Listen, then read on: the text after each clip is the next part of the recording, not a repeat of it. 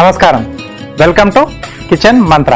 So చాలా మంది కూడా పచ్చళ్ళు అనగానే గోంగూర పచ్చడి జ్ఞాపకం వస్తూ ఉంటుంది. ఎందుకంటే ప్రతి ఒక్కరికి కూడా ఆల్ టైమ్ ఫేవరెట్ అది. సో గోంగూర పచ్చడి ఉంటే కూడా కడుపు నిండా తినేస్తారన్నమాట ఆ పూటకి. సో గోంగూరతో మనము రకరకాలుగా చేసుకోవచ్చు, అంటే కాంబినేషన్లు అనేవి మార్చుకుంటూ. ఈరోజు నేను గోంగూర అలాగే ఉల్లిపాయ కాంబినేషన్లో పచ్చడి చేస్తున్నాను, గోంగూర ఉల్లిపాయ పచ్చడి. మరి దానికి కావాల్సిన పదార్థాలు ఏంటో ఇప్పుడు చూసేద్దాం.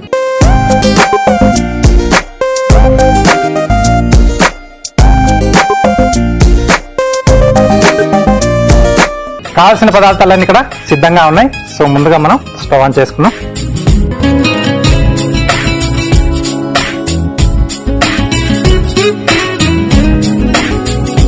సో ఫస్ట్ దీంట్లో నేను కొంచెం పల్లీలు యాడ్ చేస్తున్నాను. కొంచెం టేస్ట్ అనేది కొద్దిగా డిఫరెంట్గా వస్తుంది. అలాగే పచ్చిశనగపప్పు,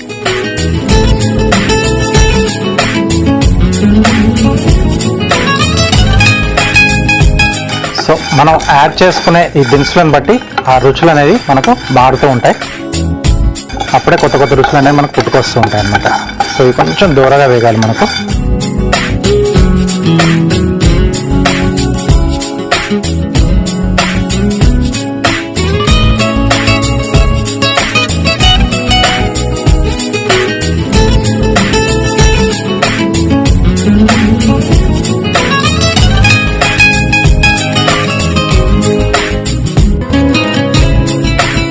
సో దీంట్లోనే కొద్దిగా ధనియాలు,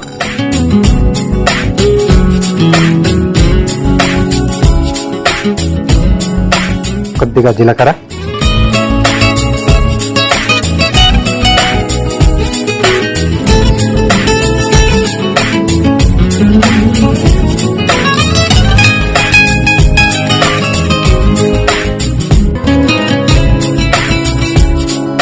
ఓకే. సో ఇవి వేగుతున్నప్పుడు దీంట్లోనే నేను డ్రైగానే పచ్చిమిర్చి,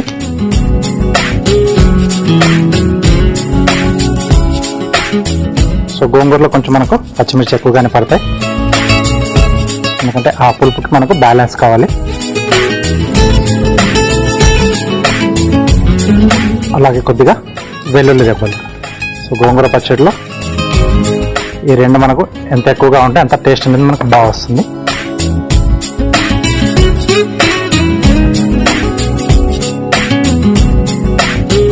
సో ఇదంతా కూడా మనకు డ్రై రోస్టే.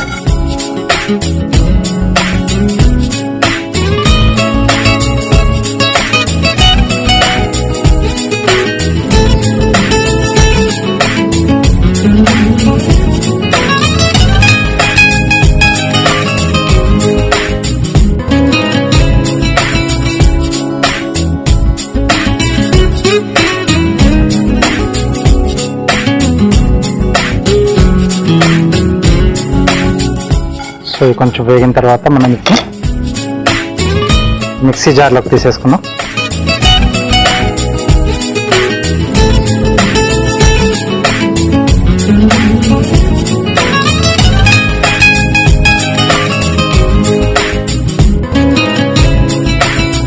ఓకే, ఇది కాస్త చల్లారిన తర్వాత మనం మిక్సీ పట్టేసుకొని పచ్చడిలో యాడ్ చేసుకుంటాం.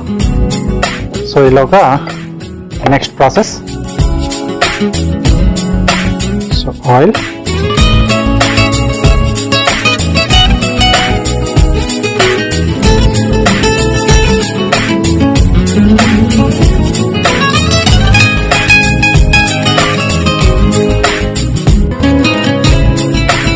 దీంట్లో ముందుగా మెంతులు. సో గోంగూర పచ్చడిలో బాగుంటాయి మెంతులు. సో వెల్లుల్లి రెబ్బలు కొంచెం ఇలా మెది పెట్టేసుకుంటే మనకు వాటిలో ఉండే ఫ్లేవర్స్ అన్ని కూడా తొందరగా బయటకు వచ్చేస్తాయి. మెంతులు కూడా మనకు కరెక్ట్గా వేగాలి, లేకపోతే కొంచెం ఛేదన తగులుతూ ఉంటుంది ఆ గింజ మనకు పంట కిందికి వచ్చినప్పుడు. కాబట్టి కొంచెం బాగా దూరంగా వేగితే సరిపోతుంది. ఫుల్ ఫ్లేమ్లో కాకుండా కొంచెం సిమ్లో లేదా మీడియంలో పెట్టేసుకోవాలి.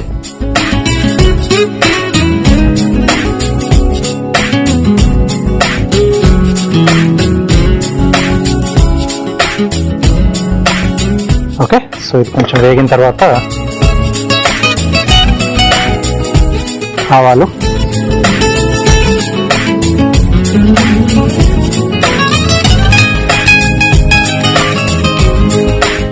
ఎండుమిరపకాయలు,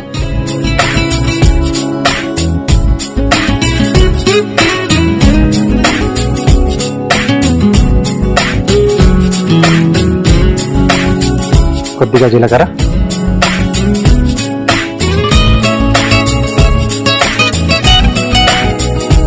అలాగే కరివేపాకు,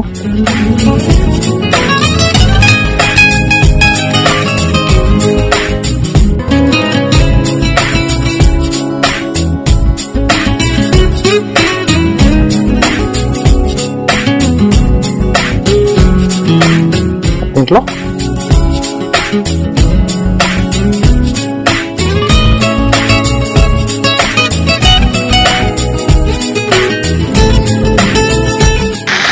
ఆకు కొంచెం మందంగా ఉంటుంది కదా, మనకు తొందరగానే వేగిపోతుంది గోంగూర అనేది. సో పచ్చిమిర్చి ప్లేస్లో కొంచెం మనం ఎండుమిర్చితో చేసుకుంటే కూడా కొంచెం డిఫరెంట్ టేస్ట్లో వస్తుంది. ఏదైతే మనం ఇందాక డ్రై రోస్ట్ చేసుకున్నాం కదా, దాంట్లో అలా కూడా చేసుకోవచ్చు, చాలామంది చేస్తూ ఉంటారు.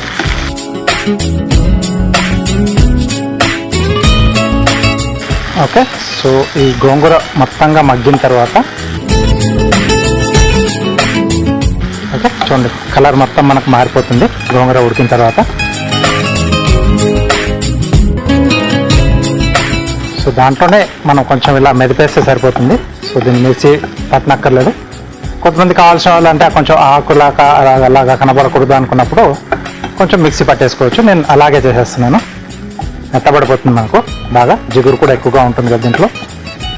అలా కంటిన్యూ కొంచెం ఇలా గట్టిగా మెదుపుతూ చేస్తూ ఉంటే మనకు పేస్ట్లా వచ్చేస్తుంది ఇది.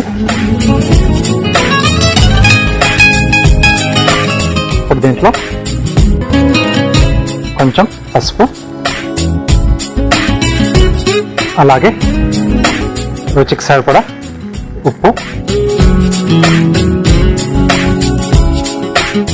ఇక్కడ వెల్లుల్లి రెబ్బలు వేసుకుంటున్నాను నేను.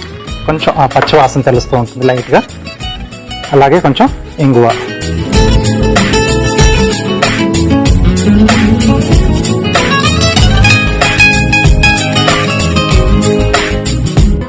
సో ఉల్లిపాయ అనుకున్నాం కదా. సో ఈ స్టేజ్లో మనకు గోంగూర కొంచెం మగ్గిన తర్వాత ఉల్లిపాయ ముక్కలు చిన్న చిన్నగా కట్ చేసుకున్నాను. సో 3 వంతులు ఇలా వేసుకున్నాను. కొన్ని పైనుంచి మనం పచ్చి వేసుకుంటే ఆ పచ్చి వాసన కూడా బాగుంటుంది. కొంచెం లైట్గా మగ్గాలి మనకి. ఓకే, సో ఆ వేడికి సరిపోతుంది.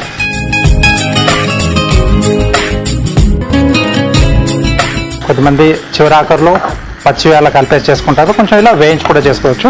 చెప్పాను కదా, రకరకాలుగా చేసుకుంటే మనకు ఒక్కొక్క రకానికి ఒక్కొక్క మెథడ్లో ఒక్కొక్క టేస్ట్ అనేది మనకు వస్తుంది. దీంట్లో దీన్ని కొంచెం సిమ్లో పెట్టేసి మూత పెట్టేసి దీన్ని మనం కాస్త మగ్గిచ్చేసుకుందాం. దీనిలోగా మనం ఇందాక మనం వేయించుకున్నాం కదా, దాన్ని పొడి కొట్టేసుకుందాం.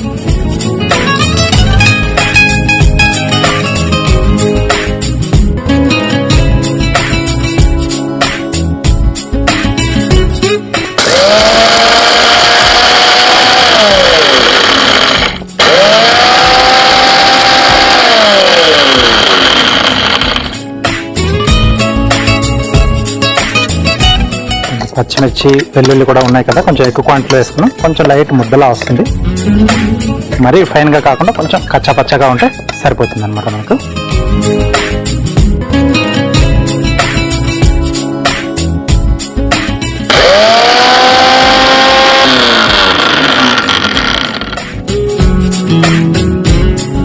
సో ఇది ఇంకొంచెం పేస్ట్ కావాలి. ఓకే, సో ఇక్కడ మనకు పేస్ట్ రెడీ అయిపోయింది.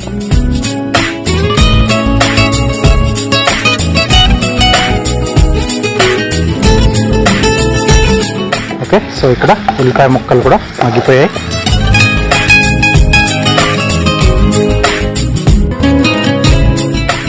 దీంట్లో మనం రెడీ చేసి పెట్టుకున్న ఈ పేస్ట్ దీంట్లో యాడ్ చేసేసుకుందాం.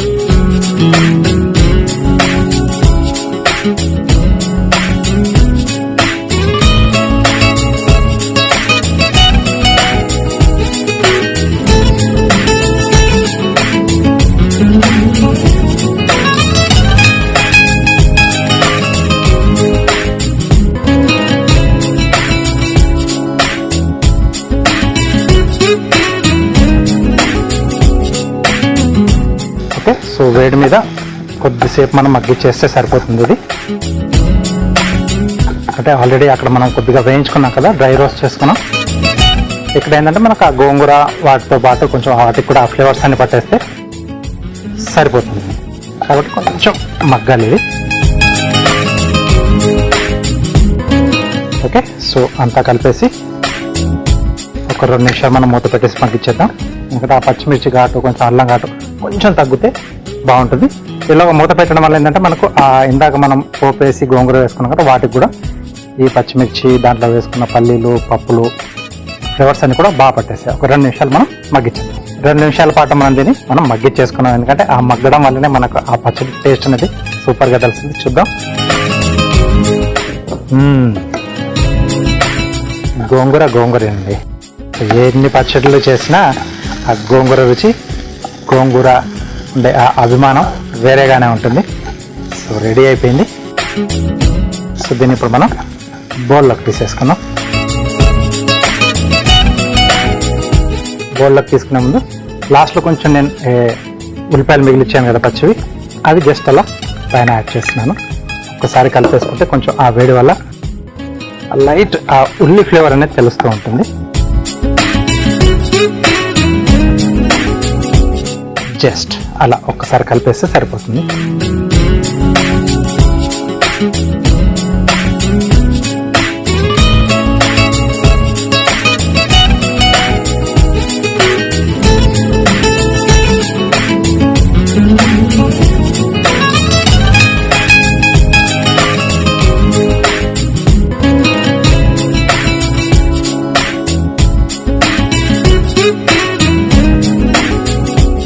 సో వేడివేడిగా గోంగూర ఉల్లిపాయ పచ్చడి రెడీ అయిపోయింది. దీనికి కావాల్సిన పదార్థాలు అలాగే దీని తయారీ విధానం మీకోసం మరోసారి.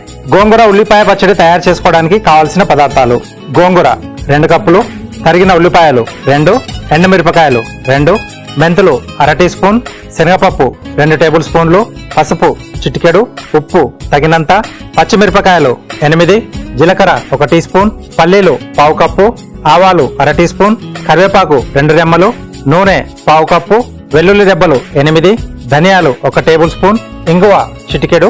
గోంగూర ఉల్లిపాయ పచ్చడి తయారు చేసుకునే విధానం: ముందుగా స్టవ్ ఆన్ చేసి పాన్ లో పల్లీలు, పచ్చిశనగపప్పు, ధనియాలు, జీలకర్ర, పచ్చిమిర్చి, వెల్లుల్లి రెబ్బలు వేసి వేయించి మిక్సీ జార్లోకి తీసుకోవాలి. తర్వాత చల్లారాక మిక్సీ పట్టుకొని పక్కన పెట్టుకోవాలి. ఇప్పుడు పాన్ లో నూనె వేసి వేడయ్యాక అందులో మెంతులు, ఆవాలు, ఎండుమిర్చి, జీలకర్ర, కరివేపాకు, గోంగూర వేసి బాగా వేగాక పసుపు, సరిపడా ఉప్పు, దంచిన వెల్లుల్లి, ఇంగువ, ఉల్లిపాయ ముక్కలు వేసి కొద్దిసేపు మగ్గించుకోవాలి. చివరగా మిక్సీ పట్టుకున్న పల్లి పచ్చిమిర్చి పేస్ట్ వేసి బాగా కలిపి 2 నిమిషాలు మగ్గించుకొని చివరగా పచ్చి ఉల్లిపాయ ముక్కలు వేసి కలిపి సర్వింగ్ బౌల్లోకి తీసుకొని సర్వ్ చేసుకుంటే గోంగూర ఉల్లిపాయ పచ్చడి ready.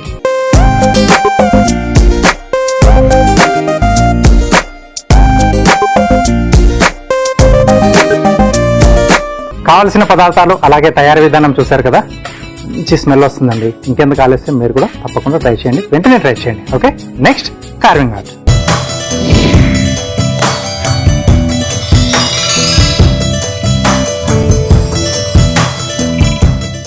Welcome to carving art. So carving ఆర్ట్లో ఈరోజు కీరా అలాగే క్యారెట్ కాంబినేషన్లో ఒక చిన్న బేబీ బర్డ్ టైప్లో చేస్తున్నాను. ప్లేట్ గార్నిష్లా వస్తుంది అనమాట. మనం స్లైసెస్లా చేసి అరేంజ్ చేసుకుంటాం.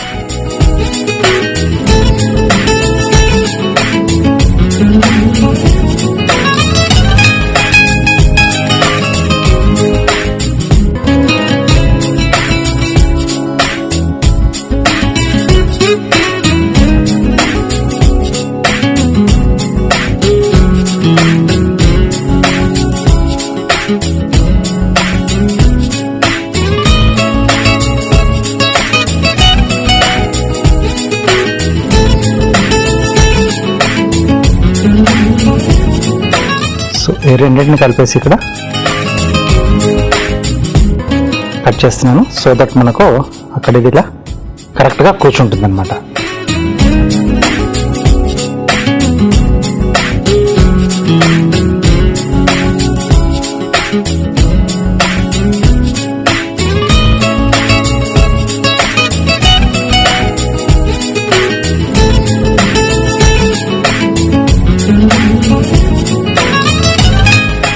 Okay, 2 birds.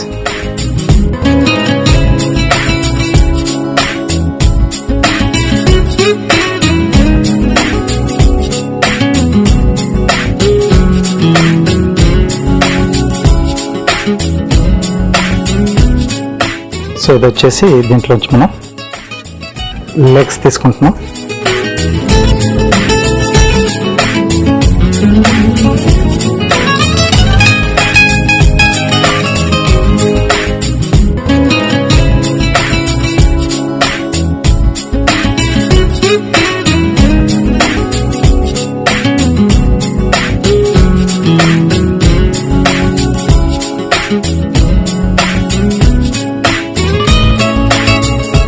ఓకే, సో వీటిని స్లైసెస్లా కట్ చేసుకోవాలి.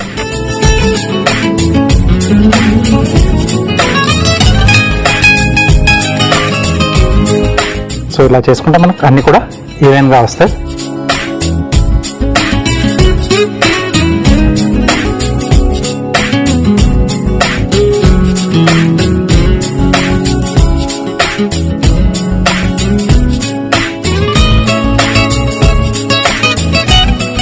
చిన్న సైజ్గా వింగ్స్ ఇవి.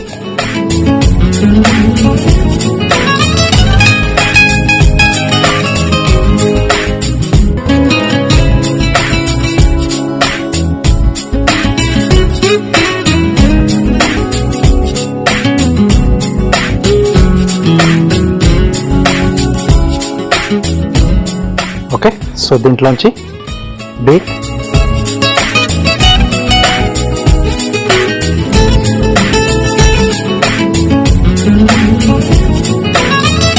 ఇలా ట్రయాంగిల్ అయినా చేసుకోవచ్చు, లేకపోతే కొంచెం ఈజీగా కావాలి అనుకుంటే కొంచెం ఈ థిక్నెస్ ఉండే పీస్ని రెక్టాంగిల్గా మనం కట్ చేసుకొని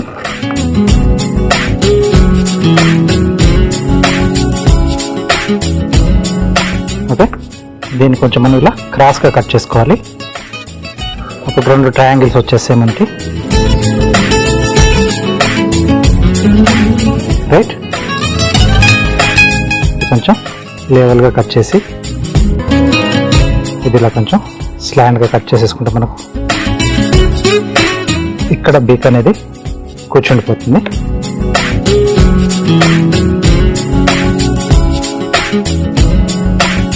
ఎడ్జెస్ కొంచెం నేను ట్రిమ్ చేస్తున్నాను.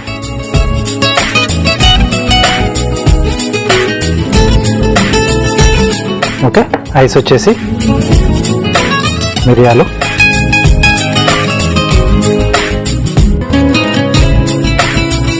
కొంచెం ప్రెస్ చేస్తే మనకు కీరా స్కిన్ సాఫ్ట్గా ఉంటుంది, లోపలికి వెళ్ళిపోతాయి.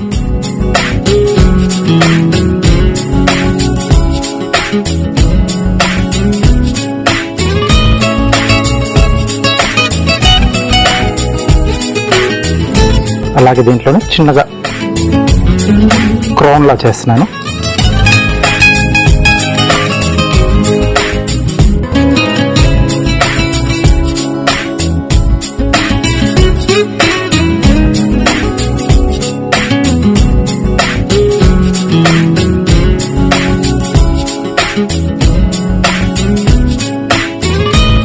ఒక దాంట్లోంచి 2,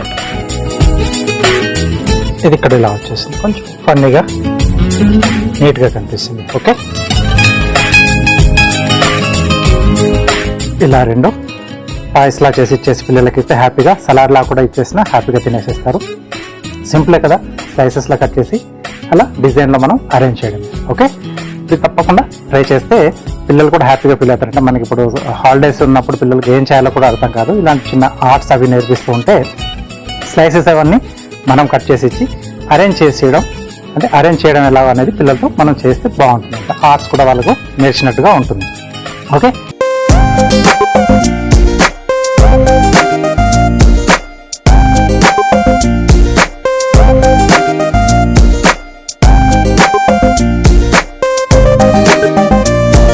షెఫ్ చిట్కాలో మీకోసం ఒక మంచి చిట్కా.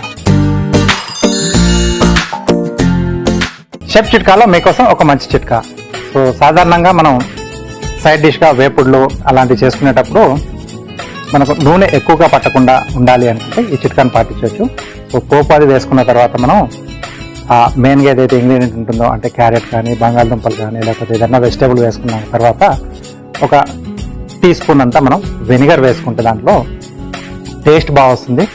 నూనె కూడా అవి ఎక్కువగా పీల్చుకోకుండా మనకు పొడి పొడిగా వస్తాయి, టేస్ట్ కూడా మనకు బాగా వస్తుంది అనమాట. సో సింపుల్ చిట్కా. ఎండాకాలంలో ఏంటంటే మనం ఆయిల్ కూడా ఎక్కువగా వాడినా ఎక్కువగా దాహం వేస్తూ ఉంటుంది. అలా కాకుండా మనం ఇలాంటి చిన్న చిన్న చిట్కాలు పాటిస్తూ ఉంటే హ్యాపీగా ఉండొచ్చు. చూసారు కదా, చిన్న చిన్న డిజైన్సే హ్యాపీగా తయారు చేస్తూ ఉంటే మనకు కార్వింగ్ అనేది ఈజీగానే ఉంటుంది.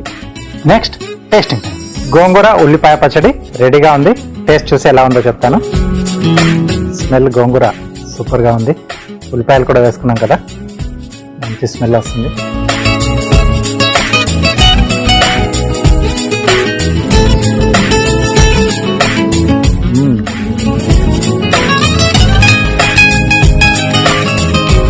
పుల్ల పుల్లగా పచ్చిమిరపకాయలు కొంచెం ఎక్కువగా వేసుకున్నాం కదా, ఆ ఘాటు తెలుస్తుంది. అలాగే వేరుశనగ పలుకులు వేసుకున్నాం, దీంట్లో పల్లీలు అలాగే పప్పులు కూడా వేసుకున్నాం, ధనియాలు జీలకర్ర ఇవన్నీ. టేస్ట్ కొంచెం డిఫరెంట్గా ఉల్లిపాయ కమ్మదనంతో డిఫరెంట్గా సూపర్గా ఉందండి. సో వెంటనే మీరు కూడా ట్రై చేసి వేడివేడి అన్నంలో పచ్చడి వేసుకొని కొంచెం నెయ్యి వేసుకొని తింటే మీరు కూడా సూపర్ అనేస్తారు. ఇంకెందుకు ఆలస్యం, వెంటనే ట్రై చేసేయండి. ఇది ఇవాళ మన కిచెన్ మంత్ర. నెక్స్ట్ ఎపిసోడ్లో ఒక టేస్ట్ డిష్తో పాటు అందమైన కార్యంతో మళ్ళీ మీ ముందు ఉంటాను. అంతవరకు సెలవు.